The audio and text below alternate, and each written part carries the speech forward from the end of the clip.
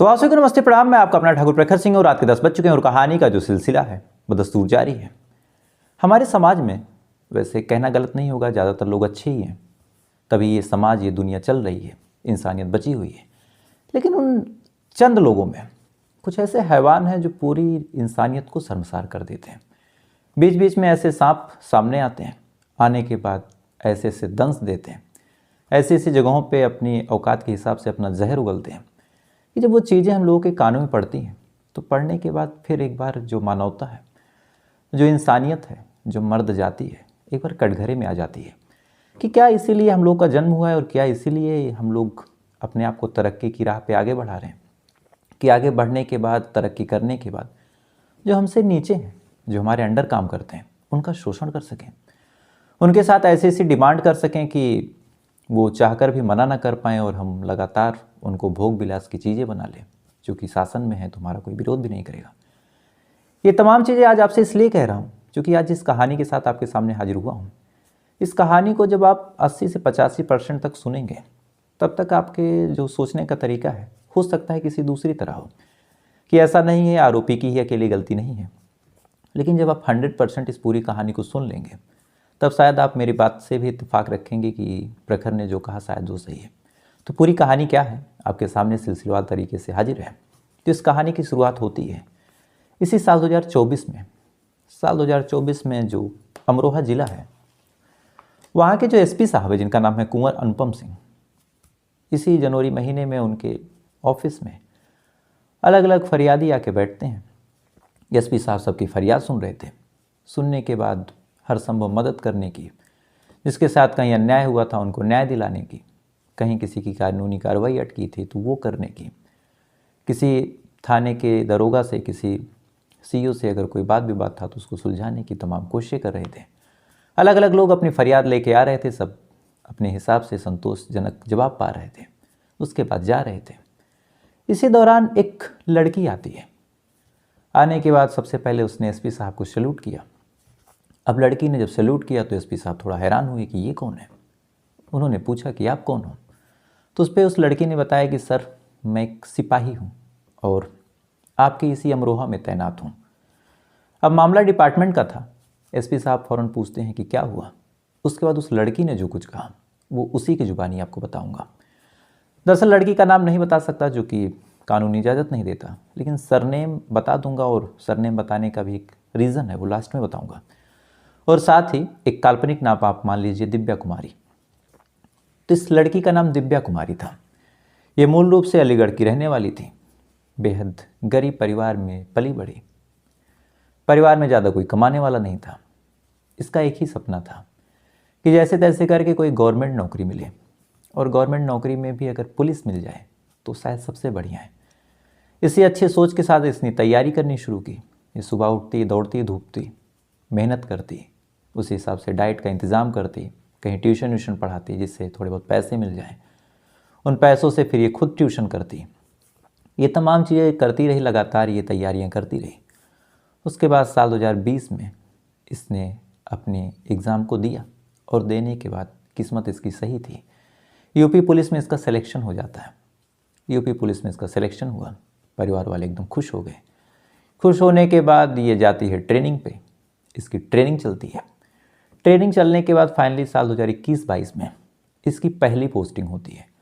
और इसकी पहली पोस्टिंग होती है मुरादाबाद में। और इसी मुरादाबाद में हाईवे के पास एक थाना लगता है जिसका नाम है मैलोना थाना। मैनोला थाने में इसकी पोस्टिंग होती है। और इसका काम था, एक महिला हेल्प डेस्क है वहाँ पे बैठने का। चूँकि नई नई भर्ती थी, ज़्यादा एक्सपीरियंस नहीं था, तो धीरे धीरे कामकाज को संभलती। उसके बाद फिर जो अलग अलग ड्यूटीज़ हैं इसको दी जाती है। शुरुआत में यही था कि बस तुम बैठी रहो, कामकाज को समझो। बैठती है। पहले दिन ये ड्यूटी पे जाती है। जाने के बाद अब जो बाकी लोग थे उनसे जान पहचान की कोशिश करती है। कोशिश करने के बाद धीरे धीरे जो सिपाही वगैरह थे उनसे घुलती मिलती है। इसी दौरान वहाँ के जो दरोगा साहब थे वो आ जाते हैं। अब दरोगा साहब जब आते हैं तो ये जाती है उनसे मिलने। दरोगा साहब पूछते हैं कि कौन हो, कहाँ से आई हो। लड़की अपना नाम बताती है। नाम बताने के बाद फिर लड़की से पूछते हैं कि कहाँ से। तो लड़की अपना घर बताती, कहती कि साहब मैं अलीगढ़ से हूँ और फला गाँव से हूँ। अब जैसे ही उस गांव का नाम दरोगा साहब सुनते हैं, जिनका नाम था ललित चौधरी, जब गांव का नाम सुनते हैं, सुनने के बाद खुश हो जाते हैं और बेहद चौंकते हुए कहते हैं कि अरे वो तो मेरे नानी का घर है और तुम तो मेरे ननिहाल से आई हो। अब एक सिपाही, एक महिला कांस्टेबल जो पहली बार अपनी ड्यूटी पे गई है, जो ज्वाइनिंग पे गई है, सामने जो दरोगा है जिसके अंडर काम करना है, जो इस हिसाब से कोई परिचित निकल जाए, तो महिला सिपाही बेचारी खुश हो गई। खुश होने के बाद ललित चौधरी ने उससे कहा कि तुम तो मेरी रिश्तेदारी में हो, अगर कोई दिक्कत परेशानी यहाँ हो तो बताना। उसके बाद दोनों ने 2-4 मिनट बातें की। उसके बाद जो महिला सिपाही अपने काम पे चली गई। मन में खुशी थी कि पहली बार पोस्टिंग हुई है, घर से कहीं दूर गई हो, कम से कम कोई परिचित का मिला भी ऐसा जिसके अंडर ही काम करना है। उसके बाद ये बेहद खुश मिजाजी के साथ अपने काम को करती रही। देखते देखते शाम हो गई। शाम होने के बाद जो दरोगा साहब थे, जिनका नाम था ललित चौधरी फिर उसके पास आते हैं। आने के बाद बातचीत करते हैं। महिला सिपाही भी पूछती है कि साहब आप कहाँ से हैं। उसके बाद ललित चौधरी बताते हैं कि मैं बुलंदशहर से हूँ और वहीं पे एक गांव है खुसूरपुर, वहीं पे पला बड़ा हूँ। उसके बाद कुछ देर तक बातचीत हुई। उसके बाद जो ड्यूटी थी दोनों की ओवर हो गई। महिला सिपाही जो थी दिव्या, वो जाने लगी। जाने के दौरान ललित चौधरी उसके पास अपनी गाड़ी लेके आते हैं। आने के बाद उससे पूछते हैं कि क्या तुम चलोगी मेरे साथ। अब महिला सिपाही जो दिव्या थी वो कहती है कि अरे साहब आप जाइए, आप क्यों मेरी वजह से परेशान होंगे, मुझे थोड़ी दूर पे जाना है, मैं चली जाऊंगी। उस पर ललित चौधरी कहते हैं कि यार तुम एक तो मेरे रिश्तेदार के गांव की हो और अगर तुम इस हिसाब से रिएक्ट करोगी तो फिर मतलब क्या है, वैसे भी मैं तुम्हारा सीनियर हूँ तो तुम्हें मेरी बात माननी चाहिए। अब जब दिव्या ये बात सुनती है तो सुनने के बाद बड़ी खुश होती है। उसे लगा कि यार कितने अच्छे सीनियर हैं और इस हिसाब से रिश्ते निभा रहे हैं आज के टाइम में। दिव्या ललित की गाड़ी पे बैठती है। बैठने के बाद अब धीरे धीरे गाड़ी चल रही, दोनों बातचीत कर रहे हैं। आधे 1 घंटे तक बातचीत करने के दौरान गाड़ी गोल गोल घूमती रही। दोनों एक दूसरे को समझने लगे। धीरे धीरे थोड़ी सी नज़दीकियाँ भी आई। उसके बाद जो ललित चौधरी था गाड़ी लेके रेलवे स्टेशन के पास एक रूम पे जाता है। जाने के बाद दिव्या से कहता है कि चलो। दिव्या मना करती है।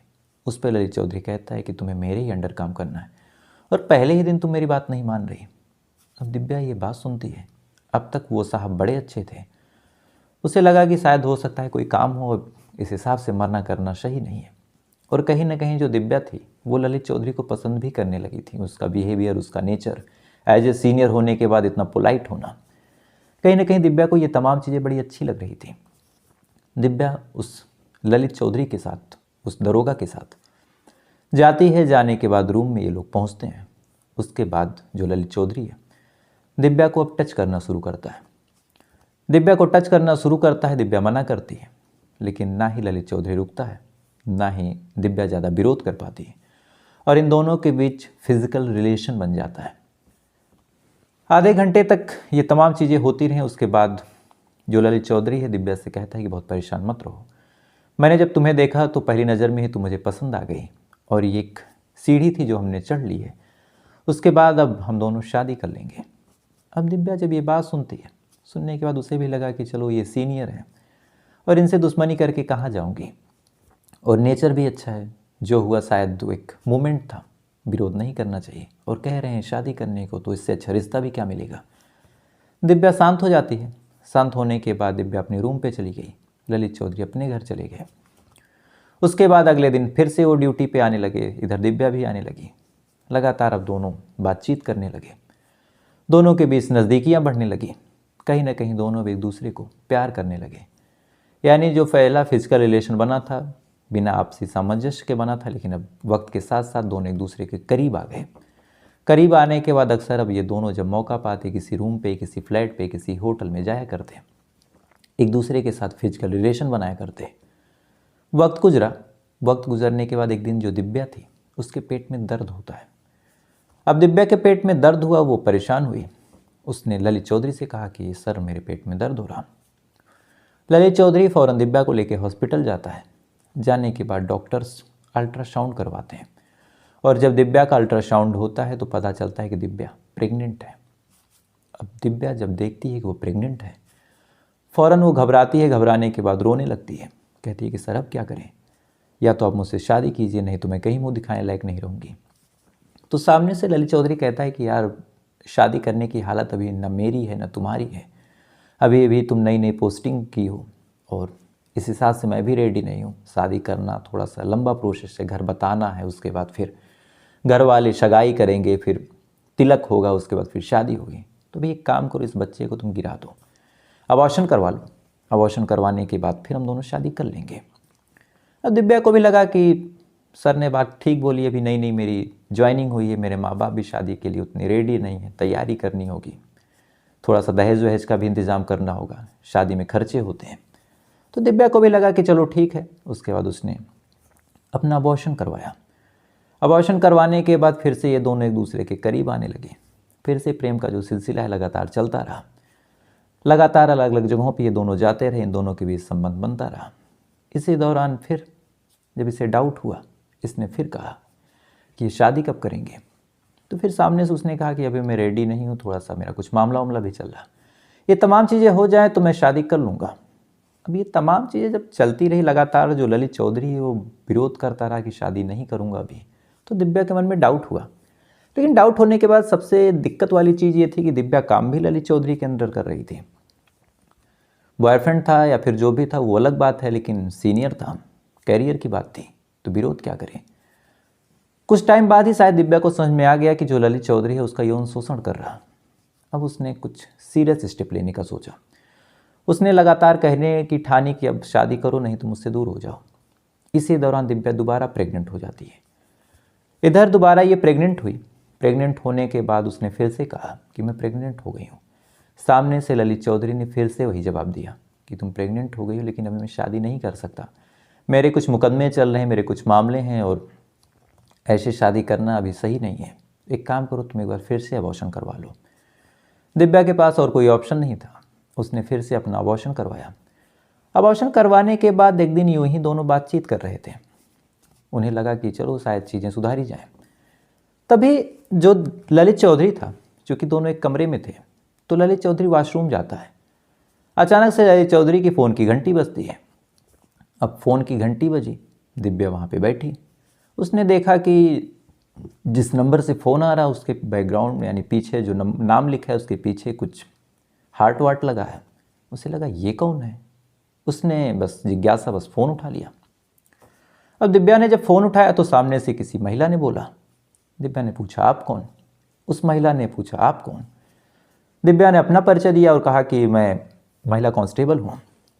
तो सामने से जो महिला थी उसने कहा कि मेरा नाम रूपाली तोमर है और मैं जो तुम्हारे साहब हैं उनकी बीवी बोल रही हूँ, और आए तो मेरी बात करवा देना। अब ये चीज़ जब दिव्या ने सुनी तो एक बार तो दिव्या के पैरों तले ज़मीन खिसक गई, क्योंकि अब तक उसे यही पता था कि जो ललित चौधरी है वो कुंवारा है और शादी नहीं हुई है। फ़ौरन दिव्या का दिमाग एक तरह से घूमता है और उसे लगा कि रूपाली उसे चिढ़ा रही है या फिर परेशान कर रही है। रूपाली से लड़ना शुरू करती है। अब सामने से रूपाली भी जब ये चीज़ देखती है कि उसके हस्बैंड का कोई जूनियर, कोई महिला कांस्टेबल इस तरह से बात कर रही, उसने भी सामने से गाली गलौज शुरू कर दी। दोनों लगभग 15-20 मिनट तक लड़ते रहे और अंत में दिव्या को एहसास हुआ कि शायद रूपाली जो कह रही है एकदम सही कह रही। इधर जब रूपाली की बातें सुनती है दिव्या बुरी तरह टूट जाती है। टूटने के बाद फिर वो पूछती है जो ललित चौधरी था कि ये कौन है। इधर जब ललित चौधरी ये बात सुनता है कि शायद उसका भांडा फूट चुका है, तब ललित चौधरी का जो रिएक्शन था अचानक से बदलता है।